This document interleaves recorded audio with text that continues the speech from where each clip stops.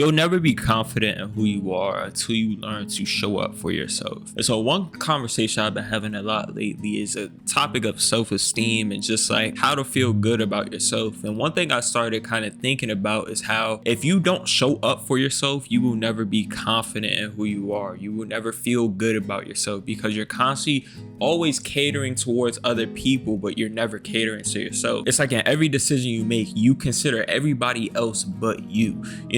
I've been having conversations where it's like, oh, I constantly am people pleasing. I'm always there for other people. But then it's like, I never have the time to even acknowledge myself. I never have the time to handle my own problems, deal with my own emotions. We are busy in life, like whether you're in college, whether you're right out of college, whether you just like work full time and stuff, like the world is constantly moving. There's only 24 hours within a day, and it matters so much how you spend those 24 hours. And so when you're working half the day and then you might be doing something on the side a little bit, like whatever that looks like in your life, you barely have time to really handle your own problems, let alone other people's. And so when you're using that free time to always go cater towards other people, at what point do you invest time into yourself? At what point are you growing yourself? At what point are you handling your own fears, your own traumas, your own insecurities and stuff, and learning how to overcome those? And so what I've started to realize is that when you don't show up for you. Like, when you're making decisions that you don't directly want to make, whether that's you saying yes in situations you want to say no,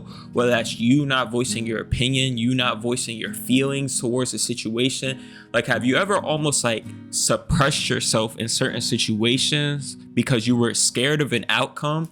And you felt this heavy burden over you. It was like you were holding something in and you really wanted to get it out. And it was almost like you watched the moment go by and you didn't say anything, or you didn't like speak up for yourself.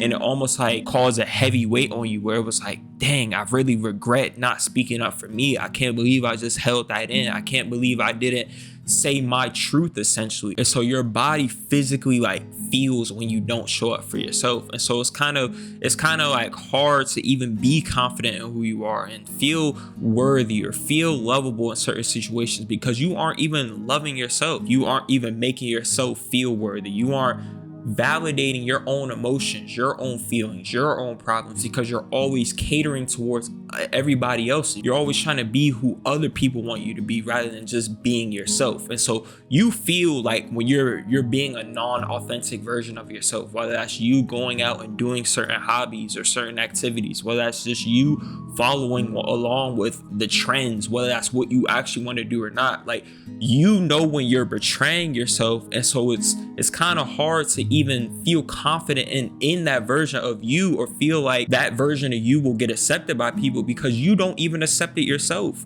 You haven't even showed up for that version of you. You haven't even acknowledged that version of you and validated it and actually embraced it and stepped into it and allowed it to just be you. You constantly think, hey, this isn't good enough, so I'm going to try and be somebody else. And so now it's like this thing where you're not confident in who you are. You never show up for yourself because you've gotten the habit of constantly catering towards other people and what other people want out of you, or who other people want you to be, rather than what you actually want for yourself. Because this is a world where it's like, if you don't show up for yourself, then who will? If you don't handle your own emotions, you don't handle your own problems, you don't overcome your own fears, then who will? There's nobody that's just gonna come around and be like, okay, I'll handle your problems. I'll handle all your insecurities. I'll handle all your fears. I'll handle all the things you're dealing with mentally and stuff. Like, you have to make the time, you have to make the space to actually grow as a person. You have to make the time and the space to acknowledge your own feelings, process your feelings, process your fears. Why am I even scared of these things? Why am I even insecure about this part of myself?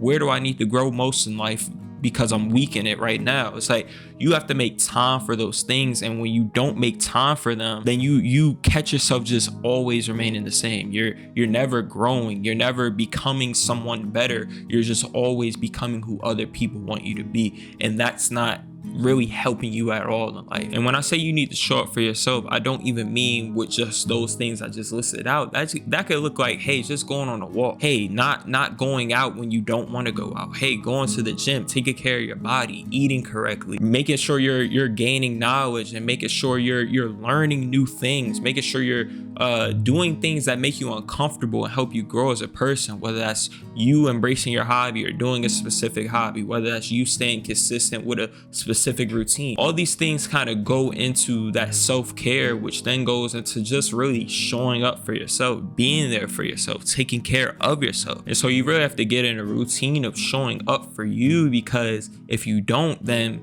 it leaks out onto all the other places of your life. And I think a lot of it comes from us always taking into consideration other people's feelings. It's like we try and become responsible for other people's feelings, to where we always never want to be on the wrong side of them. We never want to be the reason behind hurting people. We never want other people to see us as a bad person. But it's like, you have to get to a point where you stop taking responsibility for other people's feelings. At some point, you got to show up for you, and in the end, somebody gonna get hurt. So you either hurt this other person because you decided to show up for you, or you hurt yourself because you decided to show up for them. In the end, someone always gonna get hurt. You just got to make the decision of who's it gonna be. And again, it's not your responsibility to make other people's problems yours. It's not your responsibility to always try and satisfy people or try and always get them to accept you. At some point, referring back to my video of being alone, you have to learn that, hey, I'm only accepting whoever accepts this authentic version of me.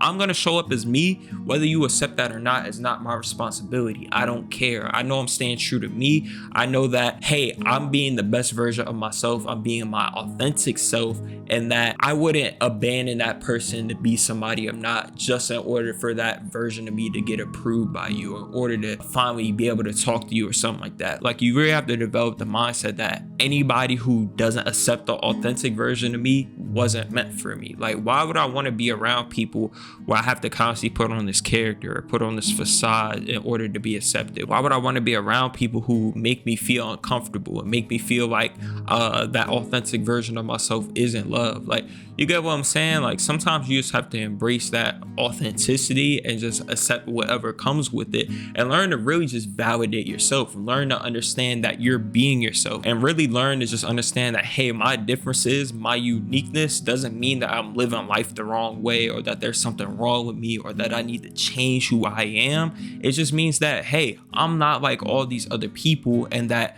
there's only a handful of people, or it's a rare amount of people who are actually meant to be in my life. And really, you don't even want to be a person where you have everybody just in your life, where you have a million different friends and you have all these various different friends. When you're being your true authentic self, you really only gonna have a group of 5 to 10 people that you really consistently talk to, that really gonna be there for you, and that's really all you need. And so you might be wondering, why am I not confident in who I am? Why don't I trust myself? It's because you constantly go against yourself. It's like, you have your own ideas, you have your own beliefs, you have your own way that you want to live your life, but then you constantly go against it and go do something completely different. And so your confidence really just comes from the trust you have within you, the trust you have within yourself to figure out certain situations, step into the unknown, step into situations that make you uncomfortable, and really just go with your own intuition, go with your own gut, go after the things you want for yourself. And then you might not have trust in yourself because you're constantly going against those ideas. You might constantly always look for the approval of others and ideas you have to pursue after something. You might always be looking to other people to say, hey, is this what's best for me? Is this vision or this idea I have in my head, is that a good idea? Do you think I'm capable of making that dream a reality? Like, you see how you're constantly looking towards the outer world to seek validation for who you are, and then if it goes against who you are, now you just going after who other people tell you to be, and you're betraying that authentic version of you. You're betraying that unique side of you that has its own ideas, that has its own creativity, that has its own way of thinking and its own perspective of the world, its own feelings, its own emotions, its own mind, essentially. And it's like, you're not embracing that, but you're always looking for it to be approved by other people. And so you constantly go against it and betray it and essentially really just abandon it, you know, because it was until I finally started showing up for myself where I developed that self-love, where I was actually proud to be the person I am, where I actually started building myself into a version of myself who I wanted to be rather than who other people wanted to be. It was when I finally started creating my own story rather than allowing my parents to create it for me, allowing my friends to create it for me, allowing worldly values and what TikTok says and Instagram says to determine who I became. Like, when I finally took control of my own life, started showing up for me, started doing what I felt was best for me, living with the results, whether it led me to failure, whether it led me to success, and just trusting in my own intuition, then I finally felt good about who I am. Then I finally had confidence in who I am. I trusted myself in pretty much any situation I stepped into. But if I never showed up for me, then I would never feel good about who I was. You know, I'm not afraid to tell people no. You know, I know how many times out of the week I gotta go to the gym. I know when I'm gonna go do this specific hobby. I know when I gotta record. I know when I gotta edit and things like that. And so sometimes it requires me to say, hey, Will, you wanna come hang out? Nah, bro, I got stuff to do. I got business to take care of. I got things to handle for myself. I gotta show up for myself. That might just be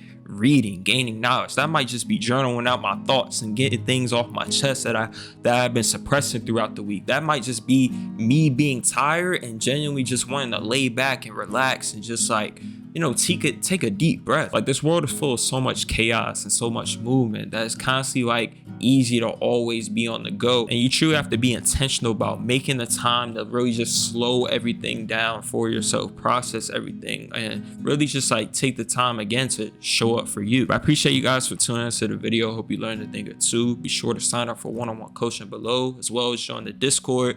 Like, comment, subscribe, and turn on post notices. I'll catch you guys in the next video. Peace.